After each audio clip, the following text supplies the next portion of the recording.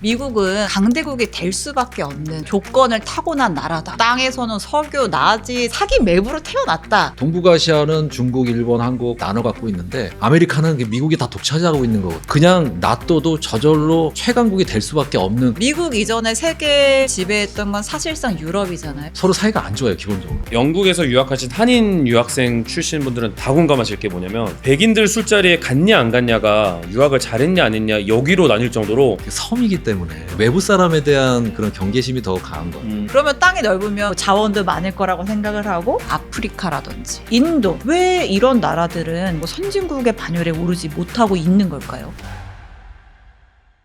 뭔가 좀 아는 사람들이 모이는 지식인들의 핫플레이스, 여기는 성수동 지식클럽입니다. 안녕하세요. 주인장 신혜원 기자고요. 오늘도 세 분의 지식인을 모셨습니다. 1부에 이어서 이정무 관장님, 박정재 교수님, 그리고 여행 유튜버 영알람님 모셨습니다. 두 번째 뵙는데 너무 친해진 느낌이야. 지난번 1부가 너무 재밌었어요. 그러니까요. 밥 한 끼 안 먹고. 술 한 잔 안 마시고 와.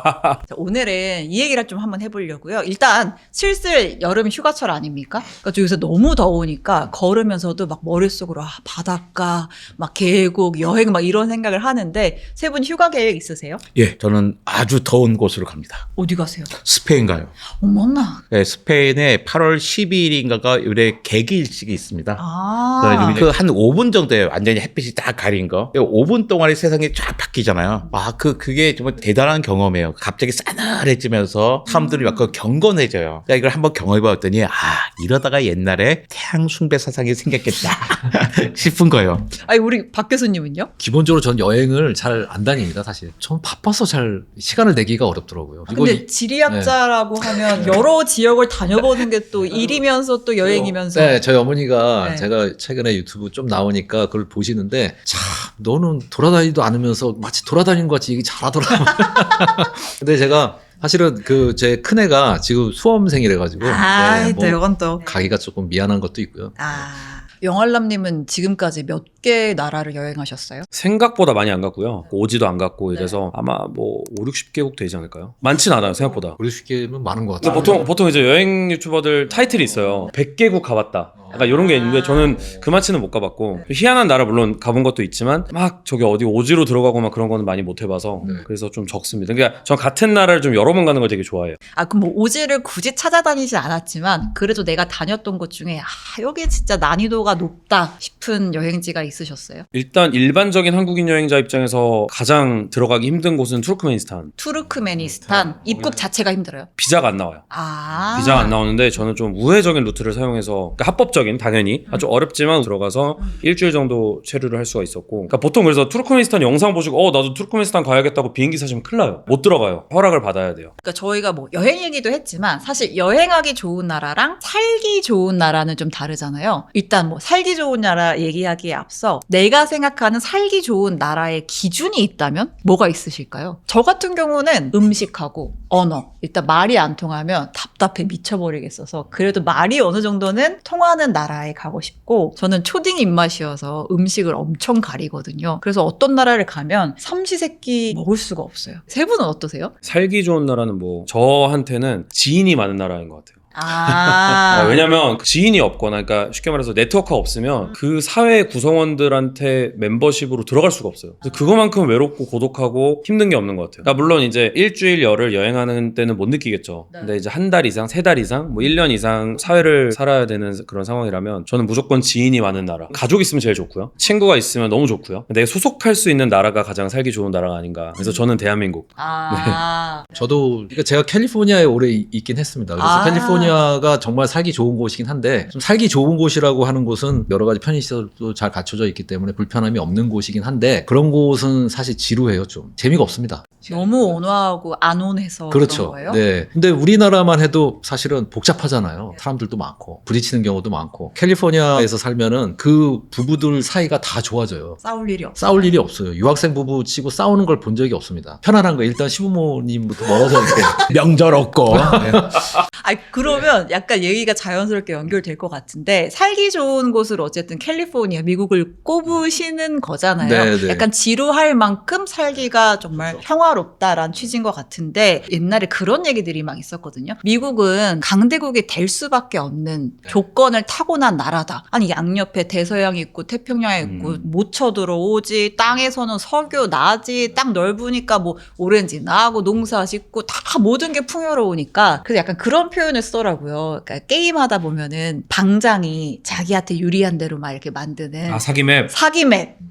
내가 타고 나기를 그냥 사기 맵으로 태어났다. 이게 진짜 지리학 들어서 좀 공감이 되세요? 정말 그렇죠. 사실은 사람들이 모여 사는 그곳이 대부분 다 중위도 지역이거든요. 네. 너무 덥지도 않고 너무 춥지도 않고. 거기가 뭐 유럽하고 동북아시아하고 그다음에 미국 있는 곳이죠. 근데 동북아시아는 중국, 일본, 한국, 그다음에 유럽은 여러 나라들이 이렇게 나눠 갖고 있는데 아메리카는 미국이 다 독차지하고 있는 거거든요. 제일 좋은 땅을. 근데 이게 또 중요한 바다가 대서양하고 태평양인데 양쪽에 다 면해 있어 가지고 양쪽으로 다 진출할 수가 있죠. 그리고 또 타국으로부터 공격당할 위험도 거의 없는 게 캐나다는 거의 형제 나라나 마찬가지고 같이 프로스포츠도 공유할 정도고 멕시코는 뭐 거의 미국에 종속돼 있다시피 하기 때문에 사실 너무 안전한 곳에 있죠. 자기가 원하면 또 밖으로 뻗어나갈 수도 있고 고립되고 싶으면 고립될 수도 있고 근데 자원도 많고 에너지도 풍부하고 인구도 계속 늘리고 싶으면 계속 늘릴 수 있는 게 미국입니다. 왜냐하면 이민자를 받으면 되니까 미국으로 들어오고 싶은 사람 너무 많은 거예요. 네. 그러니까 그냥 놔둬도 저절로 최강국이 될 수밖에 없는 그런 모든 조건을 다 갖추고 있는 게 미국입니다. 미국은 정말 넓은 땅과 다양한 기후가 있잖아요. 생명 살기도 좋은 거예요. 뭐 온갖 기후가 다 있어요. 여러 환경이 다 있기 때문에 모든 것들이 다 있어서 실패할 경험도 있지만 회복을 할 수 있는 기회들 되게 많거든요. 대안도 있고. 그러니까 여기에 가뭄나 그럼 여긴 또 홍수가 나 피할 곳 이동할 곳이 얼마든지 있으니까 땅도 엄청 크고 얼마나 크냐면요. 명왕성이 있잖아요. 명왕성. 네. 명왕성을 딱 얹어놓으면 미국 안에 다 얹어놓을 수 있어요.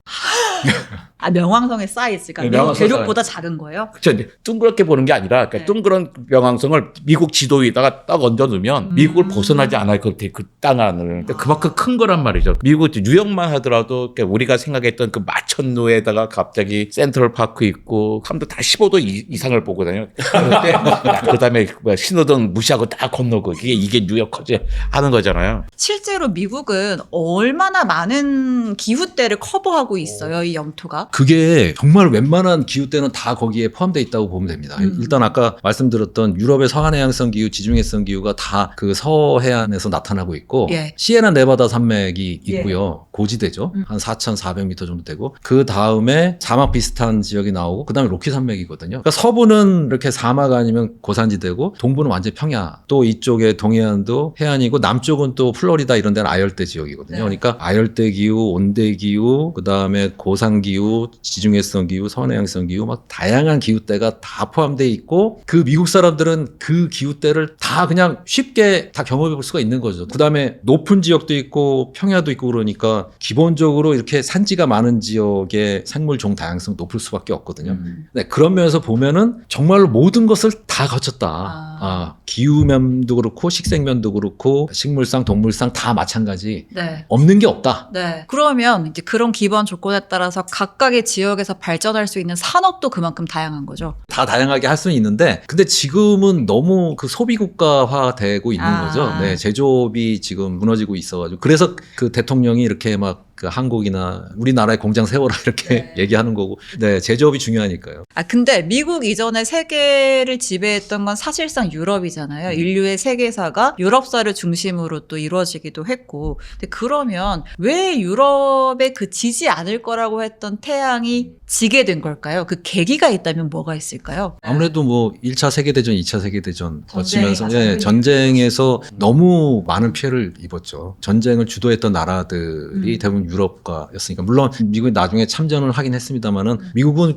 태평양을 사이에 두고 고립돼 있었기 때문에 사실은 미국이 뭐 피해를 받은 건 없죠. 오히려 세계대전 끝나고 엄청나게 경제 성장이 빨랐죠. 미국에서. 무기도 많이 팔았고. 네, 군수 사업을 중심으로 해가지고 발전 속도가 무지하게 빨랐습니다. 근데 유럽은 반대로 전쟁의 그 포화 속에서 모든 게 다 망가져 있는 상태였기 때문에 다시 재건하는데 시간이 많이 걸릴 수밖에 없었고 그 상황에서 미국한테 주도권을 뺏길 수밖에 없었다라고 생각합니다. 전 또 하나의 포인트가 있다면 어쨌든 지금은 EU라고 하는 시스템을 갖추고 있지만 유럽은 정말 많은 국가들이 있잖아요. 그러니까 이제 서로서로 견제를 할 수밖에 없고 미국은 근데 뭐 아무리 연방 국가라고는 해도 하나의 나라에서 어쨌든 중앙집권적인 그런 뭐 정책이라든지 뭐 시스템을 구축할 수 있다 보니까 훨씬 더 효율적으로 성장하기가 쉽잖아요. 그러니까 그런 측면도 있지 않을까요? 그래서 EU를 만든 거기도 하고. 그러니까 독일에 참 어학 배울 때 나라별로 좀 왔잖아요. 그 좀 네. 대부분은 유럽 애들이에요. 어쨌든 거기 독일의 유학생들도 과제를 져서 자기 나라의 역사를 소개해요. 했는데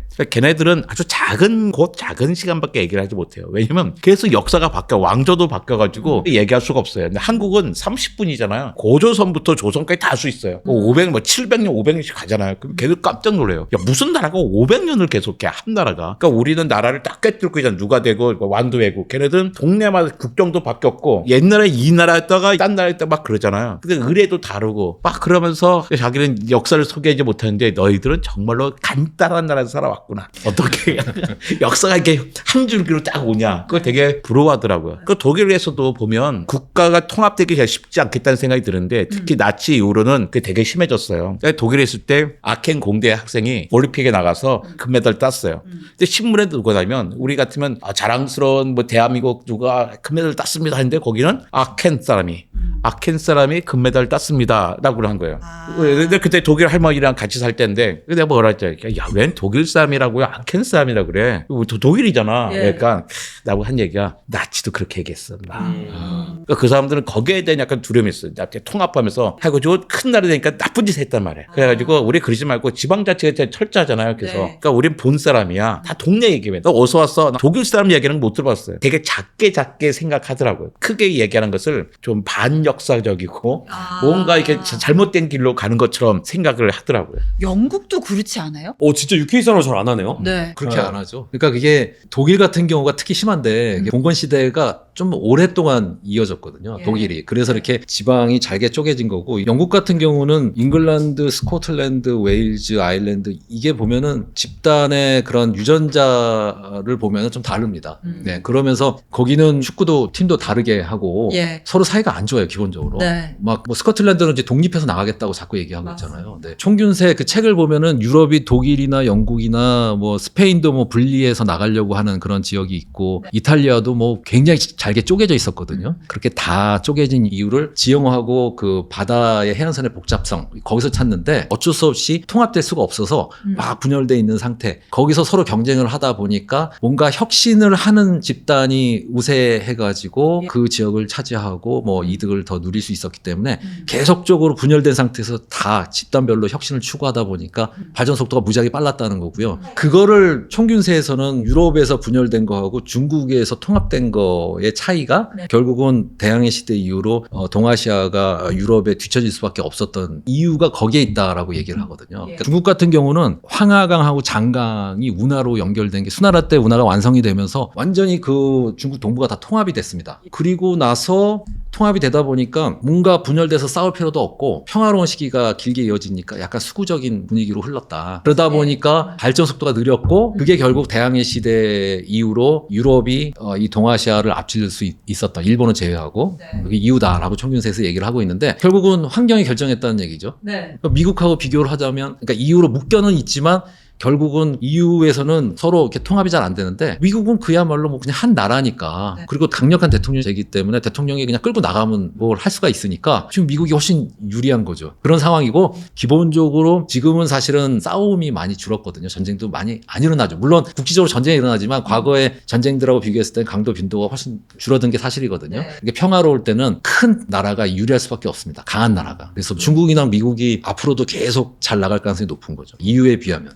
분열된 상태가 좋은 건 아니죠. 벌어지면 안 되지만 한 3차 대전쯤이 일어나야 이게 이제 판도가 바뀌죠. 그렇죠. 전쟁이 일어나거나 아니면 환경 변화가 확 기후 위기가 확 닥쳐가지고 그렇게 되면은 중국하고 미국이 가장 큰 타격을 입을 가능성이 저는 크다고 봅니다. 저는 유럽이 이게 미국만큼 뭔가 하나로 모이지 못하는 이유 중에 하나가 이런 지정학적인 것도 있지만 민족도 다르고 무엇보다 언어가 다르잖아요. 미국에서는 뭐 동부든 서부든 다 똑같은 영어를 쓰지만 유럽에서는 영국에서는 영어 쓰고 프랑스에선 프랑스말 쓰고 스페인에선 스페인말 쓰니까 언어가 다르면 그만큼 뭐 가치관이든 문화든 달라질 수밖에 없잖아요. 근데 저는 유럽 정도 되면은 거의 문화가 비슷하다고 저는 그런 느낌이 들거든요. 어떠세요? 실제로 유럽 여행을 다녀보시고. 좀 다른 것 같아요. 죄송합니다. 아니. 제 경험상으로는 영국이랑은 확실히 그 유럽 대륙인들하고 완전 마인드셋도 다르고 모든 게 다르고요. 섬과 대륙은. 네, 그러니까 영국 사람들 오히려 한국 사람 같아요. 오. 영국인들은 그리고 어울리지 않으려고 해요. 그러니까 게스트하우스 이런 데 가보면 여행자들 모여있는 숙소잖아요. 근데 가보면 여행자들끼리 파티도 하고 막 그러는데 영국인은 항상 그 자리에 안 와요. 분명히 영국 애들 저기 보이거든요. 근데 자기들끼리 어딘가로 따로 가. 막 이런 게 있고 그렇게 서로 배척하고 막 어울리지 않으려고 하는 나라 친구들이 있어요. 저는 독일 사람들도 그럴 줄 알았는데 오히려 독일 사람들은 되게 편견이 없더라고요. 아니, 독일 사람들은 또 그 네덜란드 사람들에게 또 편견이 많습니다. 옆 나라 사람하고 그냥 편견이 많고.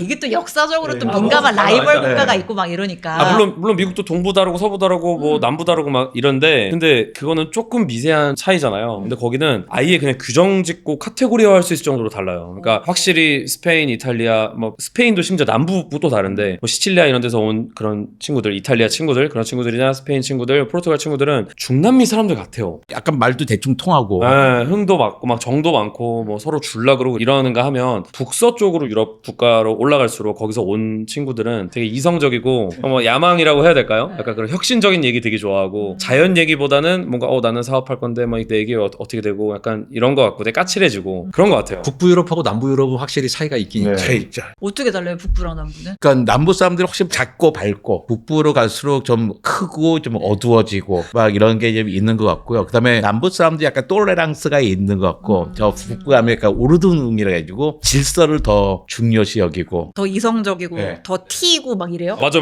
굳이 말하자면 TF 다른 것처럼 그리고 PJ 다른 것처럼 예. 그렇게 나라별로 그 국가 특성이 있어요. 그럼 난 남부 가야겠다. 난 F거든. 네. 그러니까 영국하고 일본하고 그 섬이기 때문에 뭔가 외부 사람에 대한 그런 경계심이 더 강한 것 같아요. 제 생각에.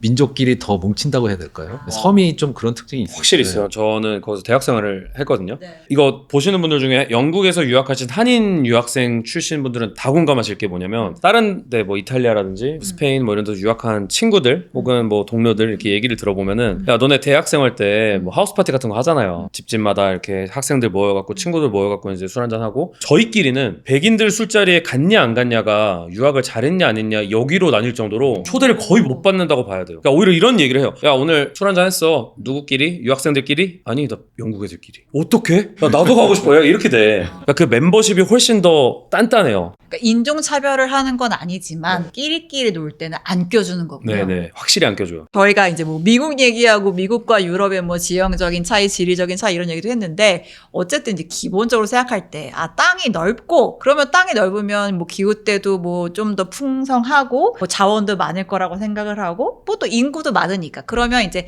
잘 살 수 있는 가능성이 높아진다라고 이제 직관적인 생각이 드는데 예를 들어서 아프리카라든지 인도 여기도 땅 넓고 뭐 내수시장 뭐 탄탄하게 지킬 만큼 인구수 많고 하잖아요. 근데 왜 이런 나라들은 빨리 성장하지 못하고 선진국의 반열에 오르지 못하고 있는 걸까요? 인도는 사실은 놔두면은 굉장히 빠르게 성장할 수 있을 것 같아요. 잠재력이 크다고 봅니다. 근데 인도가 사실은 영국 제국의 식민지 시대를 오랫동안 거쳤기 때문에 이렇게 발전을 하기 시작한 시기가 늦었죠. 그래서 그런 거고. 근데 한 가지 걱정되는 거는 또 역시 기후거든요. 기후. 인도 같은 경우는 지금 너무 더워져가지고 40도, 50도 뭐 이게 일상이 돼가고 있는데 과연 이 더위를 버틸 수 있을까? 인도는 이 기후가 이 와중에도 에너지를 엄청나게 확보하고 있어요. 작년 말까지 인도가 갖고 있는 태양광과 풍력 발전량 한 190기가와트 정도예요. 한 달에 한 3기가와트 이상이 늘어나요. 그러니까 1기가와트가 오늘 원전 1개거든요. 그 나라는 매달 오늘 원전 3개만큼의 재생에너지를 확보하고 있는 거예요. 가장 싸고 빨리 할 수 있는 에너지를 잘 선택하고 있는 거죠.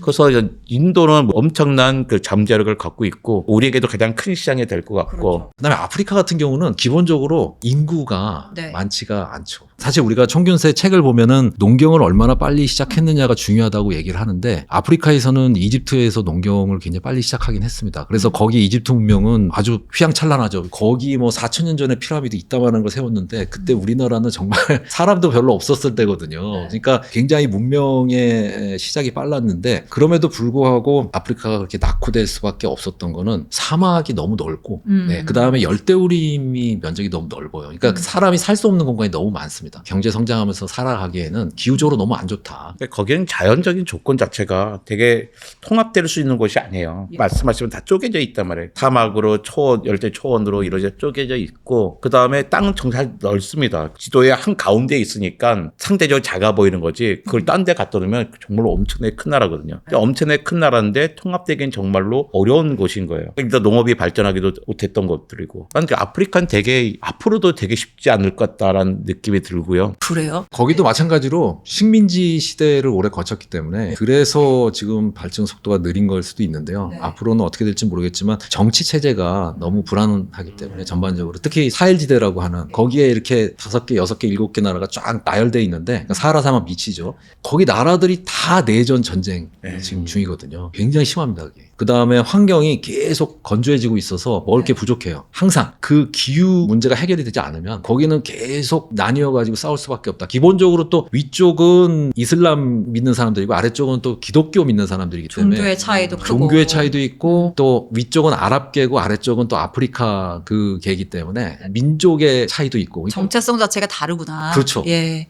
근데 이제 이런 얘기들을 쭉 들어봤을 때 한국은 정말 소년가장처럼 뭐 하나 물려받은 거 없이 이렇게 자원도 참 없고. 잘 성장했구나라는 생각이 들거든요. 기적 같은 거죠. 사실. 네, 우리가 뭐 땅이 넓기를 해, 뭐 인구가 뭐 옛날에는 뭐 바글바글 했다고 하지만 요새는 뭐 애도 안 낳아, 지정학적 위치도 항상 막 강대국들 사이에 끼어 있어서 계속 또 신경 써야 돼. 그럼에도 불구하고 지금까지 잘 이렇게 성장하고 또 전 세계에 이제 K 열풍을 불게 할 수 있게 만든 가장 큰 요인이 있다면 뭐로 꼽으세요? 우리나라요? 네. 빨리빨리죠.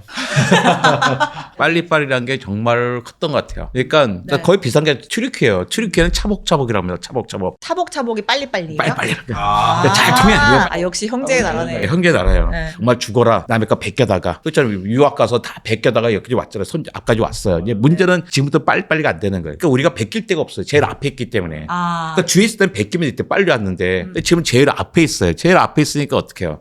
이젠 더 이상 베낄 게 없잖아요. 그러니까 이제 우리가 지금부터 당장 우리가 실패를 해야 되는 거예요. 원래 선구자는 실패를 그렇죠. 해봐야 하니까. 그 실패에 대한 용인하는 마음, 용인하는 사회, 용인하는 제도가 있어야 되는 거죠. 옛날에 뭐 연구했다 실패했어. 아 그러면 또 저 사람이 실패해서 돈 아까 아프셔 연구비 주지 마. 됐단 말이에요. 근데 그러가지고는 영원히 노벨상 못 받는 거죠. 그러니까 실패를 15년쯤 해봐야지 노벨상도 받는 거예요. 이제는 이 단계를 쭉 가면 우리는 어떻게든 해 나갈 것 같아요. 이런 문제에 있어서는. 그런데 문제가 뭐냐? 식량 문제예요. 자급률이 낮아서. 그쵸. 근데 내가 이제 가장 감동적으로 읽었던 책이 그 박정재 교수님의 기후의 힘이라는 책이 있어요. 그게 뭐냐면 전 세계 아무리 훌륭한 왕조도 어느 날 망하더라. 왜 망했냐? 결국 식량 문제, 농사가 안 되고 기후 때문에. 그러니까 아무리 잘 돼도 망할 수밖에 없는 거예요. 우리나라 같은 경우는 식량 작업도가 너무나 낮은 거예요. 다해서 한 42%, 곡식 작업도는 25%도 안 돼요. 요새 우리 쌀 생산 너무 많아서 나라에서 막 수매하고 그러는데도 근데 저렇게 낮아요. 예, 저 낮아요. 그러니까 이게 이제 지금은 반도체 팔아서 유조선 팔아서 문제가 없었어요. 근데 전 세계적으로 식량 자급이 생산이 막 떨어져. 그렇게 되면 지금 반도체가 필요하겠어요? 쌀이 필요하겠어요? 그거 안 된단 말이에요. 우리 세계 지금 정말 태평성대에 살고 있단 말이에요. 러시아, 우크라이나, 가자지구 이런 데 빼놓고는 다 태평성대에 살고 있는데 갑자기 전 세계가 전쟁의 도가니에 빠질 수도 있지 않을까? 식량 문제, 물 문제로. 그러니까 평화가 깨질 수 있다. 그러니까 이 우리의 기후 문제를 갖다가 단순히 기후 문제가 아니라 이 평화 문제로 접근해야 될 필요가 있어요. 이걸 해결을 못하면 세계는 다시 그야말로 이런 식량 때문에 유치하게 식량 때문에 전쟁이 나는 좀 진지하게 고민되지 않을까를 생각을 했어요. 기후의 힘을 읽으면서. 한 다다음 주에 새 책이 나오는데요. 제목은 기후로 보는 한국사입니다. 그래서 한국사의 역사 고조선부터 조선시대까지 생각보다 기후의 영향을 많이 받았더라고요. 기본적으로 한반도뿐만 아니고 동아시아 전체가 비슷한 그런 과정을 여러 번 거쳤는데 기후가 주기적으로 안 좋아지면 지금은 온난화가 문제지만 과거에는 이렇게 한랭화가 문제였습니다. 추워질 때마다 흉년이 자꾸 들면서 먹을 게 부족해지니까 먹질 못하니까 면역력이 떨어지겠죠. 전염병이 확산을 하고 사람들이 불만이 막 쌓이게 되는 거예요. 그래가지고 계급 간의 갈등이 벌어집니다. 그래서 위에 엘리트층은 서민층 너네들이 열심히 안 살아서 이렇게 문제가 생긴 거야 이렇게 얘기하고 서민층은 엘리트층한테 너네들이 정치를 못해서 이렇게 된 거다. 이러면서 계급 간의 갈등이 벌어지고 그게 내란으로 비화가 되거든요. 그러면 내란이 벌어지면 주변에 다른 집단들도 힘들죠. 지금 기후 위기 때문에 저 집단 지금 위험해 보이니까 쳐들어가가지고 물자 진짜 빼앗아 오자. 우리가 그게 살 길이다 해가지고 그러면 이제 전쟁으로 벌어지면 전쟁이 막 일어나면 당연히 사람들이 살 곳을 찾아서 떠나겠죠. 그래서 이주민이 늘어나고 난민의 숫자가 늘어나는데 그게 과거에 주기적으로 기후가 안 좋아졌을 때마다 그런 일이 있었거든요. 한반도 내부에서도 동아시아 전체로 놓고 동아시아 봤을 때. 전체. 근데 그런 일이 미래에도 일어나지 않으리라는 법은 없거든요. 그러니까 뭐 기본적으로 이렇게 넓은 지역에 퍼져 살고 있던 사람들이 좁은 지역에 몰리게 되면은 이제 거의 그러면 살 수 있는 공간을 놓고 막 싸우겠죠. 동물들도 다 올라갑니다. 아래쪽에 있는 동물들. 그러면 동물들하고 사람들하고 또 경쟁이 붙겠죠. 자원을 둘러싸고. 그러니까 온도가 많이 올라가게 되면은 전쟁은 그거는 필연이다. 옛날에 제주도 밑에서 잡히던 물고기가 목포쯤 잡혀요. 완도 신안에서 나오던 김이 좀 태안 군산에서 나온단 말이에요. 소비 잡혀서 무슨 문제예요? 우리가 잡아 먹던 거 가서 잡으면 돼요. 우리가 키워 먹는 거 옮겨 씌워 키우면 돼요. 근데 곤충들도 동물들도 이동한단 말이에요. 근데 곤충의 먹이 식물마저 우리가 옮겨 심진 않아요. 곤충은 올라오지만 올라가서 먹을 게 없군요. 먹을 게 없는 거예요. 아. 그러니까 어떻게 곤충 개체 수도 줄고 종수도 줄 수밖에 없어요. 근데 농사는 우리가 벌만 갖고 하는 게 아니거든요. 온갖 곤충들이 다 필요해요. 근데 곤충의 개체 수가 줄어들면 결국에 농업 생산이 줄어들 수밖에 없는 거예요. 그러니까 예전 같으면 만 년 동안 4도 올랐다. 그때는 그 시속 100km를 해봐요. 그러니까 동물과 식물도 적응할 수 있었어요. 최근에 100년 동안에 1도 올랐어요. 만 년에 4도 오른 게 시속 100km라면 100년에 1도 오른 건요 시속 2,500km예요. 지금 생태계가 적응할 수 있는 시간이 없는 거예요. 네. 엄청나게 빨리 변하고 있는 거거든요. 그 교수님, 관장님 말씀 들으면, 그러니까 인간이 참 인류가 위대하기도 하지만 이 기후와 어떤 뭐 지리 이런 환경적인 영향에 정말 나약한 그쵸. 존재잖아요. 네. 그러니까 이제 우리가 인간이 해결할 수 없는 부분이 다가오고 있는 미래라고 한다면 우리가 충분히 그걸 일상에서도 좀 신경을 써야 한다라는 생각 오늘 다시 한번 또 상기를 해보는 시간이었던 것 같고 오늘 여행 얘기로 사실 시작을 했었는데 좀 약간 기후 위기까지 다 다뤘는데 마지막으로 그럼 좀 훈훈하게 어쨌든 세 분이 저희 시작할 때 이번 여름휴가도 계획하고 있다는 얘기를 하셨으니까 세 분에게 여행이 어떤 의미인지 한번 얘기해보고 마무리를 해볼까요? 인간은 기본적으로 탐색하는 동물이에요. 익숙한 곳은 지루하다고 생각하고 익숙하지 않은 곳에 갑니다. 익숙하지 않은 곳에 가면 자기를 발견할 수가 있어요. 내가 낯설게 보이기 때문인 거죠. 여행하다 보면 잘 안 될 때가 있어요. 근데 그게 우리나라 해마나 도파민계를 활발하게 해가지고 우리 고생한 여행들 잘 기억하게 되는 거잖아요. 이런 여행들 계속 했으면 좋겠어요. 낯선 곳을 찾아가서 고생 좀 하고 말도 안 통하고 음식도 이상한 데서. 근데 그게 더 우리 뇌 속에 많이 남아있고 그러면서 내가 누구인지를 발견할 수 있을 것 같아요. 그러면서 이제 내가 있는 곳을 더 사랑하게 될 것 같고 내가 살던 시대를 더 살 수 있게 되겠죠. 교수님은요? 제가 어렸을 때 기억을 좀 되살려 보면은 뭔가 여행 가는 거하고 책 읽는 거랑 좀 비슷한 것 같아요. 그러니까 뭔가 책 읽을 때는 책에 그 글을 읽으면서 사이사이에 뭔가 새로운 아이디어가 떠오른다고 한다면 여행은 일상에서 완전히 벗어나가지고 낯선 환경에 들어가는 거니까 전혀 우리나라에 있었을 때는 생각해보지 못했던 그런 생각을 하게 되더라고요. 그러니까 여행 가서 뭔가 관광객들이 주로 다니는 그런 포인트들 가서 사진 찍고 막 포즈하고 이런 거는 크게 중요한 것 같지 않고 저는 그냥 낯선 곳을 돌아다니다가 뜬금없이 떠오르는 생각 뭐 이런 것들이 나중에 뭐 글을 쓰거나 뭐 책을 쓰거나 뭐 이럴 때 상당히 도움이 많이 됐다고 생각을 합니다. 이제 마지막 엔딩을 장식해 주시죠. 네. 일단 그러니까 카메라 든 영화를 하면 일이잖아요. 예. 근데 제가 말씀드리고 싶은 여행은 이제 카메라 들지 않는 여행은 딱 요건 것 같아요. 제가 좀 있으면 가거든요. 전 바캉스라고 생각을 해요. 근데 바캉스가 그 베이컨트라는 어원에서 시작이 되는데 그게 전 영어 단어 그림으로 이해를 하는 거 되게 좋아하는 편인데 설명을 드리자면 뭔가 텅 빈 거예요. 예. 뭔가 빈 공간, 텅 빈 거. 그래서 이제 베큐um 클리너 하면 이제 진공 청소가 되는 거고 그 호텔 같은 데 가보면은 베이컨시 이렇게 돼 있잖아요. 그럼 방이 비었다는 거거든요. 들어와도 돼요 이런 건데 전 좀 비우러 가는 시간인 것 같아요. 반대로 오히려 이제 여행으로 너무 일로 꽉 차 있고 뭔가 뇌를 쉬게 하지 않고 정신없고 하다 보니까 제가 명상을 별로 안 좋아해요. 명상하는 시간마저도 아깝다고 생각해서 너무 정신없이 사는 거죠. 그러니까 이렇게 살면 안 되는데 근데 이제 여행하는 그 저만의 바캉스 시간만큼은 비우러 가는 시간인 것 같다는 생각을 두 분 말씀 듣고 그러니까 이렇게 자아성찰하는 것도 여행이겠죠? 저는 조금 약간 다른데 저는 여행지에 갈 때 그 여행지를 배경으로 한 소설책을 꼭 한 권 들고 가거나 읽고 가거든요. 그래서 그 주인공의 빙의를 해서 새로운 인생을 한번 새로운 캐릭터 또 다른 인격을 만나는 시간? 약간 좀 이상하게 갔나요? 좋은데요? 근데 그렇게 하면 너무 재밌더라고요. 그러니까 이제 내가 그 현지에서 이방인이 아니고 그냥 여기서 나는 살고 있는 어떤 하나의 인물이라고 생각을 하고 그 안에서 이러한 관계들을 나는 맺고 있고 하면서 살면 재밌더라고요. 그게 일종의 뭐 일탈 같기도 하고 리프레시가 되는 것 같더라고요. 만약에 내년에 그 이집트에서 개기일식 보러 간다면 나일강 살인 사건을